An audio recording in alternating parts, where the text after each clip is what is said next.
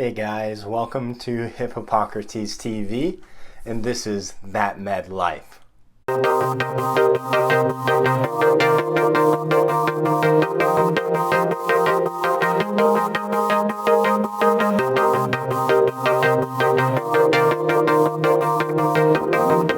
So thanks for watching, guys. So I just finished up week 3, and it is Saturday night, about 10 p.m. And I just want to recap my week really quick for you guys. And then I had a couple topics that I wanted to cover for those of you that are in med school and those of you that are planning on going to med school or want to go to med school or who are thinking about it.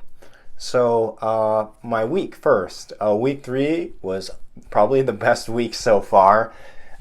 We had anatomy on Tuesday and Thursday. That's my time that I'm in the anatomy lab for about 4 hours.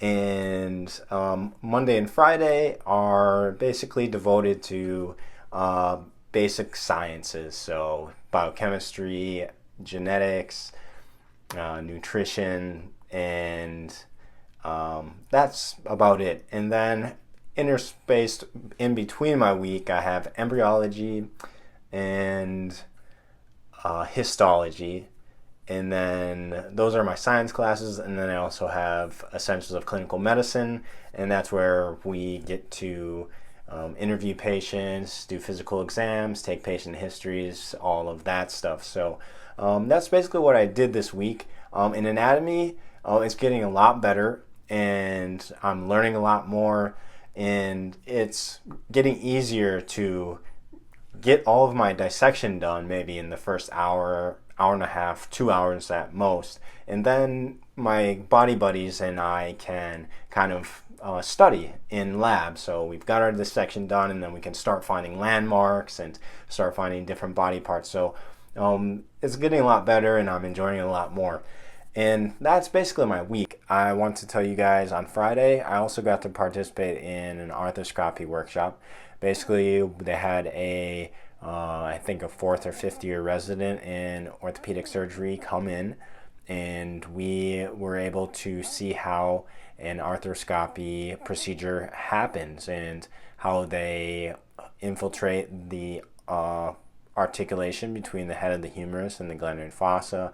And we were able to see subscapularis and a few other muscles in this workshop.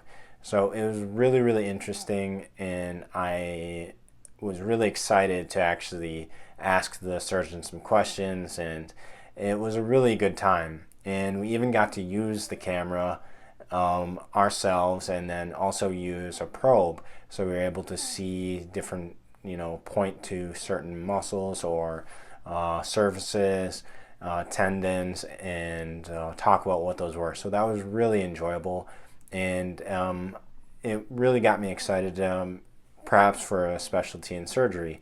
And that is kind of leading into what I want to talk to you all about today. So I have essentially 2 topics that I want to cover today. The first one is for all of you that are in medical school, and it is for the people that are going to apply to medical school or looking at applying to medical school. And that is based on a conversation that I had with a physician. He's head of a department, or actually a couple departments, at the medical school, and we were able to have a lengthy conversation. And in that conversation, he told me, he gave me some advice. And so he said, do you want to know what the secret to medical school is? And I said, sure, yes, of course I want to know what the secret to medical school is. And he smiled, looked me directly in the eye, and he said, don't worry so much about your classes. We all know that you're all really smart people, you're all really hardworking people, otherwise you wouldn't be here at medical school. He said that the secret to medical school is that almost everybody passes their classes and does well in class. What this experience for you is to take advantage, or what this experience is a time for you to take advantage of all of the networks that you can leverage.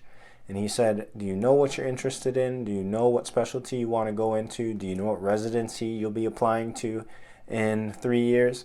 And I said, I think I want to go into internal medicine. I'm not sure. I'm thinking about surgery too. And he said, well, the best thing for you to do is you want to start reaching out and contacting heads of departments of specialties you would like to pursue. So he said, don't be shy and request internships. So basically what that would be is a week or 2 week internship where I shadow a physician in a particular specialty on my winter break or over the summer. And he said this is very, very important because you want to start building these relationships as early as possible because you want very strong recommendation letters that can be sent with your application to certain residency programs.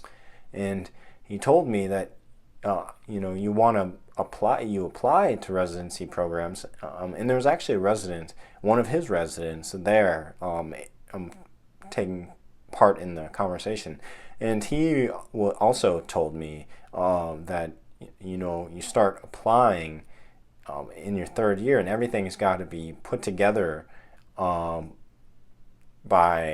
I believe the fall of the fourth year. So that's when you're actually applying, and all the applications are sent off. So he kind of put the timeline into perspective for me, and I just wanted to let all of you know I'm not trying to scare you or anything. Basically, what I'm trying to inform you guys about is a conversation that I had with a head of a department. Obviously, he's also on the board at my medical school. He let me know all this, and he wasn't shy about it. And I think he just wanted me to succeed and wants me to take advantage of all these opportunities I have. So I want to let you guys know that I've been ruminating about that after I had that conversation. And so if you're feeling this way, or you're in medical school and you're not exactly sure what to do, basically I've gotten some advice straight from the top, and essentially what I need to do is start pursuing doing internships in particular specialties. So the only thing I'm waiting for is to get maybe take 1 or 2 preliminary exams here. I have my first exam coming up in 2 weeks, and I'll let you guys know how I did. And hopefully those metrics come back and they look good, and then I will start looking at contacting some physicians, perhaps in different specialties that I'm interested in, and just start building my residency application now. And I think that's a very profound lesson that I learned, is just to think with the end in mind. So that's what I'm going to start doing. I encourage all of you to, if you have any questions or you want to talk more about this topic at length, I would be happy to. I would love to. Please leave a comment below. Don't forget to subscribe. We have new episodes every single week, and I would love to talk to you guys and give you advice. So please like this video and leave a comment below. So the second thing that I want to talk about today is for undergrads. So it kind of relates to the first topic, and that is, I think it's good. It's okay if you're not sure what you want to specialize in medicine. That's completely okay. But I'm just encouraging those of you that have the time and resources. I think that you should start exploring with more diligence the kind of specialties that you might be interested in medicine, and just gaining as much knowledge as you can. So I put together 3 kind of benefits that I thought came from something I did that helped me kind of hone in on what I wanted to do in medicine. So I suggest that if you're about to apply to medical school, or you're about to take the MCAT, and you just, I think it would do you really well to get you thinking about what you might want to do in medicine, to read some books that are written by physicians. So a couple of books that I think are definitely worth your time is Better and Checklist Manifesto. They're kind of classic books, classic medical literature written by Dr. Atul Gawande. He's a surgeon at Harvard, and I think those books are really well written. Dr. Atul Gawande is a very insightful man, and he's obviously a great surgeon. And I think that would give anyone who's interested in medicine a very unique and informed perspective on at least surgery and medicine. And basically what I'm getting at here is I think it would be very beneficial to read different literature and perhaps books by different physicians in different specialties, because number one, it's going to let you get a peek into different specialties before you actually commit the time to do any kind of extensive shadowing or shadowing experiences in that specialty. If you find something that you just find a reason why you're not very interested in that specialty. Number two, it's also going to allow you to get a more candid insight into what those specialties are actually like. So I know from experience that in shadowing experiences, basically physicians are usually keeping very composed and trying to put out a very good bedside manner. And basically there's obviously some thoughts going on in their head, and there's underlying feelings that they have, and that's where reading books really is very helpful. It's going to let you know those candid thoughts that maybe physicians wouldn't mention to you in a shadowing experience, and obviously not in front of a patient. So that's the second benefit. And then the third, if you're going to take the MCAT, I think that reading high quality literature and reflecting on it is really going to help with your verbal score and all the other sections as well. So I just want to let you guys know that those are some benefits that you could get by reading about physicians, and perhaps get you going in the right direction on maybe what you'd like to specialize in medicine. And I also, one of my favorite book that I've read so far is How Doctors Think by Dr. Jerome Groopman. I believe he's the dean at the Harvard Medical School, and that book is phenomenal.